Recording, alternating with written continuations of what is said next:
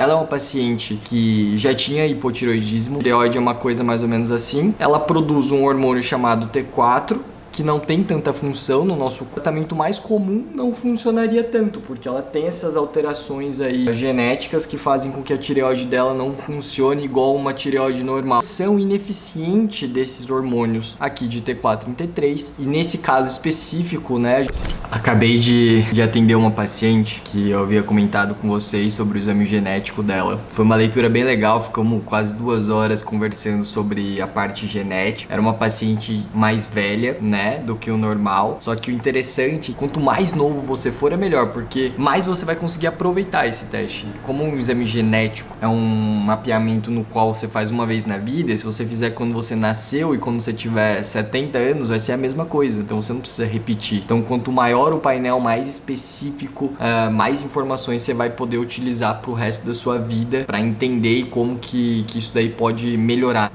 as estratégias de saúde, as orientações e como que você deve fazer. Essa paciente, o que eu quero compartilhar com vocês, o teste tem mais de 100 páginas, mas eu quero compartilhar uma coisa bem interessante com vocês.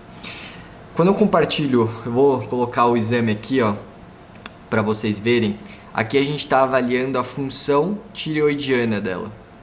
Ou seja, a gente está vendo quais são as alterações genéticas que fazem com que ela tenha um desequilíbrio na tireoide. Ela é uma paciente que já tinha hipotireoidismo, ela veio para mim já tratando o hipotireoidismo, ela fazia uso de Puran e na ocasião ela não conseguia melhorar. Pensa que a tireoide é uma glândula que fica aqui, ó, e ela é a grande maestra dos hormônios do nosso corpo, ela que regula a maior parte dos hormônios e além disso, é ela que faz a homeostase energética, ou seja, ela que faz o balanço energético do seu metabolismo, quanto que o seu organismo vai gastar de energia, vai poupar, como suas células vão funcionar, principalmente a mitocôndria. Então ela é uma glândula, né, hormonal que é importantíssima para o nosso organismo. E essa paciente aqui, quando a gente olha essa função tireoidiana dela, ela tinha alteração nesses 2 genes aqui, que é o DIL1 e o DIL2, que são as diiodinases, eu sempre confundo esse nome, diiodinases, que são enzimas, na verdade, que são responsáveis pela ativação desses hormônios tireoidianos e principalmente a conversão de T4 em T3. Então, imagine o seguinte, quando a gente olha aqui, pensa que a tireoide, se a gente fosse desenhar aqui, ó, a tireoide é uma coisa mais ou menos assim, ela produz um hormônio chamado T4, que não tem tanta função no nosso corpo, mas depois esse T4 ele é convertido em T3 perifericamente.